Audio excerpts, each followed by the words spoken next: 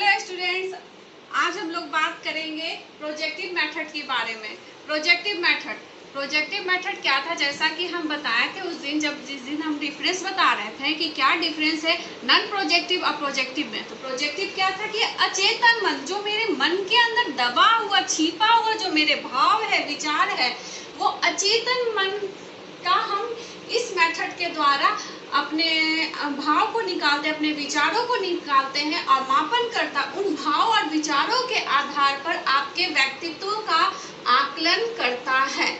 तो यह होता है प्रोजेक्टिव मेथड। प्रोजेक्टिव मेथड में सबसे पहले हम लोग बात करेंगे एसोसिएशन टेक्निक। एसोसिएशन टेक्निक हो गया यानी कि साहचर्य। साहचर्य क्या हुआ? मिलाना। अब जैसे कि बोर्ड है तो केवल बोर्ड से तो हम किसी को टीच नहीं कर सकते, पढ़ा तो नहीं सकते, इसके लिए मिलाना हमें क्या पड़ेगा? मार्कर और डस्टर को मिलाना होगा। तो ये हो गया साहचर्य कि बोर्ड में हम दोनों का वर्क ले रहे हैं, हम मार्कर से लिख रहे हैं तो डस्टर से उसे हम इरेज कर रहे हैं। तो ये हो गया साहचर्य। तो अब एसोसिएशन जो होता है, साहचर्य विधि को तीन तरह से लोग जानते हैं। एक होता है शब्द साहचर्य विधि, दूसरा होता है वाक्य साहचर्य विधि और तीसरा होता है उसे चित्र साहचर्य विधि भी कहा जाता है। साहचर्य यानी कि मिलाना, ये साहचर्य मेथड का हम उपयोग तीनों तरह से कर सकते हैं, शब्द के द्वारा, वाक्य के द्वारा, चित्र के द्वारा कर सकते हैं। और इस विधि का ज्यादातर इस्तेमाल लोग करते हैं इंटरव्यू वगैरह में। इस मेथड से साइकोलॉजिकल रूप से टेस्ट करके किसी व्यक्ति के माइंड को जानते हैं कि वो कितना, उसका माइंड बिल्डअप है, कितना वो स्ट्रांग है। ये जानने में ये बहुत ही ज्यादा मददगार साबित होता है। दूसरा, ये जो विधि है, इस विधि को करने के लिए प्रशिक्षित व्यक्ति का होना बहुत ही आवश्यक है। जैसे कि एक सामान्य व्यक्ति जो थोड़ा बहुत ही मनोविज्ञान के ज्ञाता है, वो इस विधि से किसी भी व्यक्ति के व्यक्तित्व का आकलन नहीं कर सकते। इसके लिए प्रशिक्षित होना बहुत ही जरूरी है, अर्थात पूरी तरह से मनोविज्ञान का ज्ञाता होना अत्यंत आवश्यक है। अब जैसे कि हम एग्जाम्पल दिखाते हैं, जैसे कि शब्द साहचर्य विधि की बात करें तो स्नेह की बात करते हैं। तो स्नेह मापन करता अगर 3-4 शब्द बोलता है और उसमें जो हमारे प्रयोज्य हैं वो उसमें क्या रिप्लाई देते हैं, तुरंत उस रिप्लाई के आधार पर हम एक सूची तैयार करते हैं और उसके व्यक्तित्व का आकलन करते हैं। अब जैसे कि हम बोल रहे हैं स्नेह, तो सामने वाला हो सकता है क्या है, माँ या बहन। फिर उसके बाद प्यार की बात हुई तो अगर वो कह देता है जीवन साथी, तो इस तरह से उसके व्यक्तित्व का हम आकलन करते हैं। ये हो गया शब्द साहचर्य विधि। अब चित्र साहचर्य में, अब यहाँ आप देख रहे होंगे कि एक छोटा सा घर है, हम यहाँ थोड़ा पॉल्यूशन का ये बनाने की कोशिश की है कि एक फैक्ट्री है, फैक्ट्री से धुआं निकल रहा है। तो इस चित्र को देखकर प्रयोज्य क्या सोच रहा है, जैसे कि हमें अगर इस चित्र को दिखाया जाए तो मेरे मन में ये विचार आ रहा है कि वहां पर एक घर है और वहीं आसपास लगता है कारखाना है, उस कारखाने से धुआं निकल रहा है।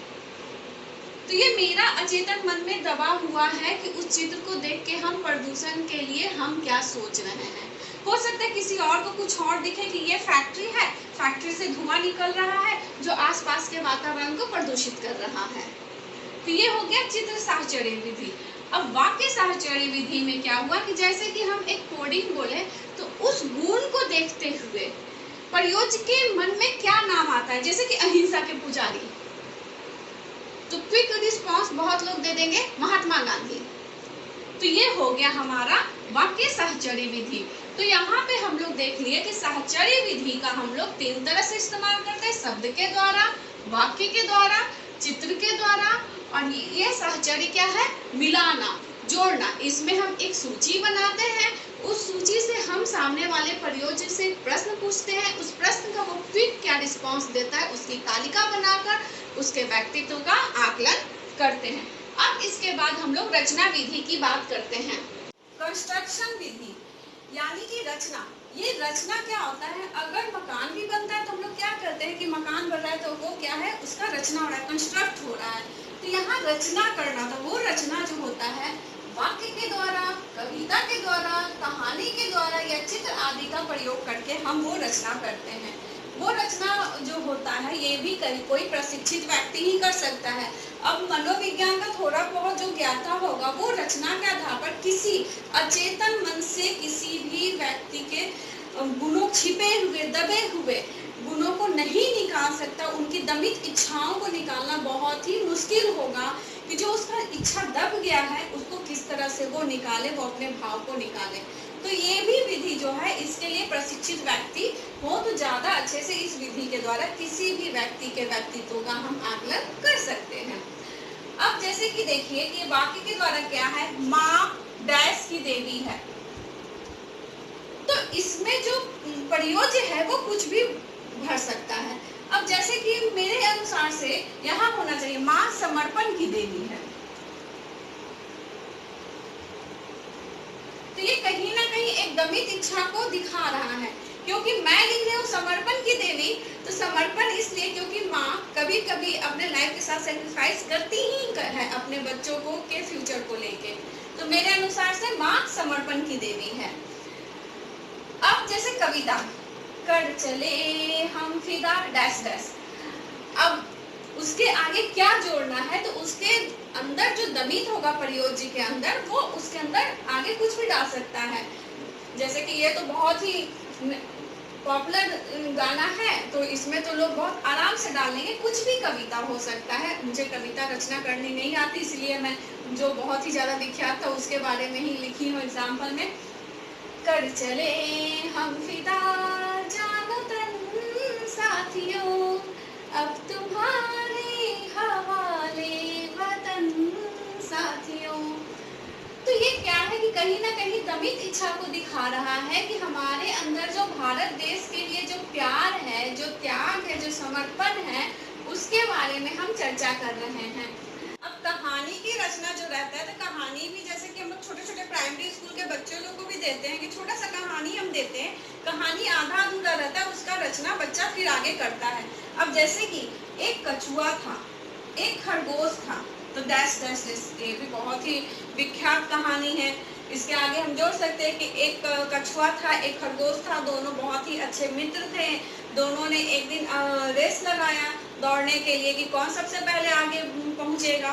तो इस तरह से कहानी रचना के आधार पर कहीं ना कहीं व्यक्ति जो है अपने अंदर जो छिपा हुआ जो हमारी प्रतिभा है, वो खेल के प्रति या हो सकता है अपने आप को मोटिवेट करके आगे बढ़ने के लिए, दूसरे को नीचा दिखाने के लिए जो मेरे अंदर दमित है, वो रचना के द्वारा हम दिखाते हैं। चित्र के द्वारा भी वैसे ही होता है, जैसे हम यहाँ एक चित्र बनाए, एक पेड़ बना दिए, उसमें फल टंगा है, तो ये चित्र देखकर एक कहानी लिखना है। तो इस चित्र को देख के कहानी लिख सकते हैं कि एक बागीचा है, बागीचे में एक पेड़ है, पेड़ में बहुत सारे फल लगे हैं, फल में वो आम लगा है, आम जो है बहुत ही मीठा है। इस तरह से एक हम चित्र को देखकर उस कहानी को आगे करते हैं।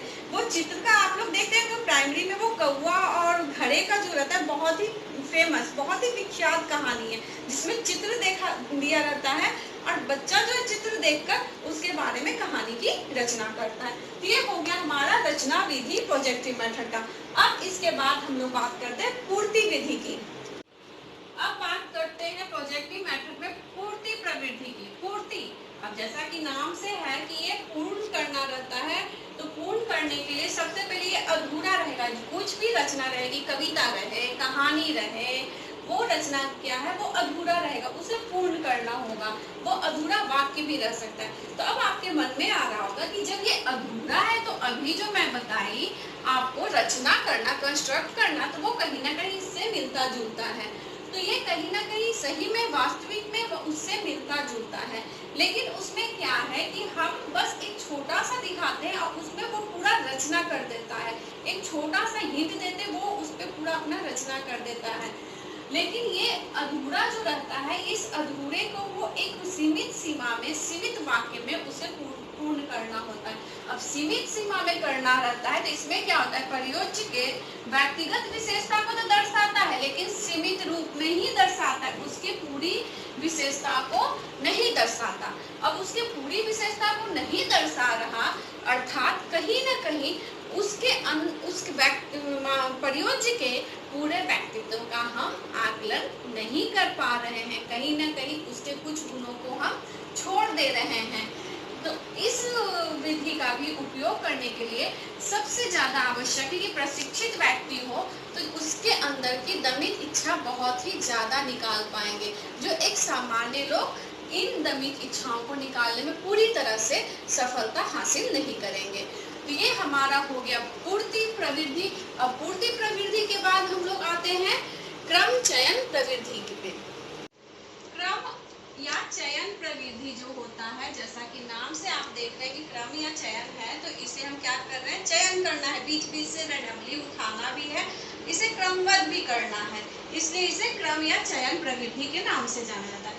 इस प्रवृत्ति के द्वारा हम प्रयोज्य के अंदर छिपे हुए संवेग को देखते हैं, उसके वैल्यू को देखते हैं, उसके मोरलिटी को देखते हैं, उसके सिद्धांतों को देखते हैं कि वो क्या अपना सिद्धांत, नियम, प्रिंसिपल क्या रखे हुए हैं, समाज के लिए उसका क्या नजरिया है, परिवार के लिए उसका क्या नजरिया है। और ये जो परीक्षण होता है ये कथन द्वारा किया जाता है या चित्र के द्वारा किया जाता है। तो इसे हम लोग कथा प्रसंग बोध के द्वारा भी हम लोग जानते हैं।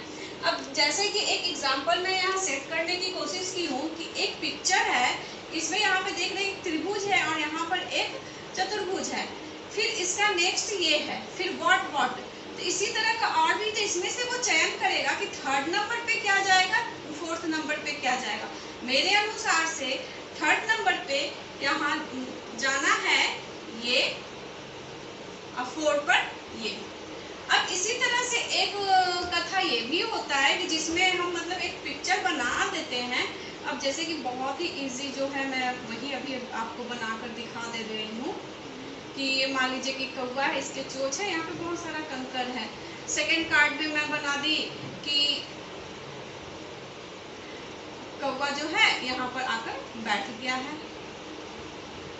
तो थर्ड में क्या होगा, फोर्थ में क्या होगा, तो वो बहुत सारा कार्ड रहता है, उस कार्ड से यहाँ दिखाना होगा कि वो चोंच से पहले फिर यहाँ आएगा, कौवा जो है यहाँ पर कंकर को लेने आएगा अपने चोंच से। ड्राइंग मेरी कुछ खास ज़्यादा अच्छी नहीं है। फिर फोर्थ में क्या होगा कि वो जो हमारा कौवा है वो पत्थर जो है इस घड़े में धीरे धीरे डाले।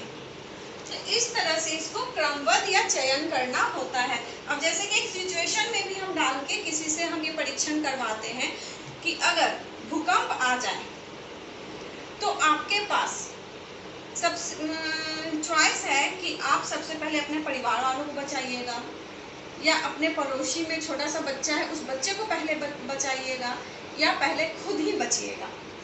तो वो उसे चॉइस के अनुसार उसको क्या करेगा, चयन करेगा।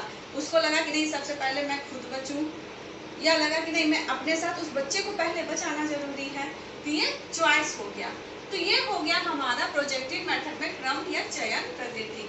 अब इसमें जो अभिव्यक्ति परीक्षण जो है, अभिव्यक्ति परीक्षण को हम बताएंगे एक्सप्रेशन टेक्निक के बारे में कि एक्सप्रेशन टेक्निक क्या है, उसमें रोसा का क्या है, थीमेटिक क्या है, चिल्ड्रेन का क्या है। इसके बारे में विशेष वीडियो एक मैं अगले क्लास के लिए बना दूंगी, क्योंकि ये बहुत ही इम्पोर्टेंट टॉपिक है। इससे बहुत सारा क्वेश्चन आप लोगों को कंपटीशन के एग्जाम में रहेगा। आशा करती हूँ कि आज का वीडियो आप लोगों को बहुत ही अच्छा लगा होगा। अच्छा लगे तो लाइक कीजिए, सब्सक्राइब कीजिए। Thank you.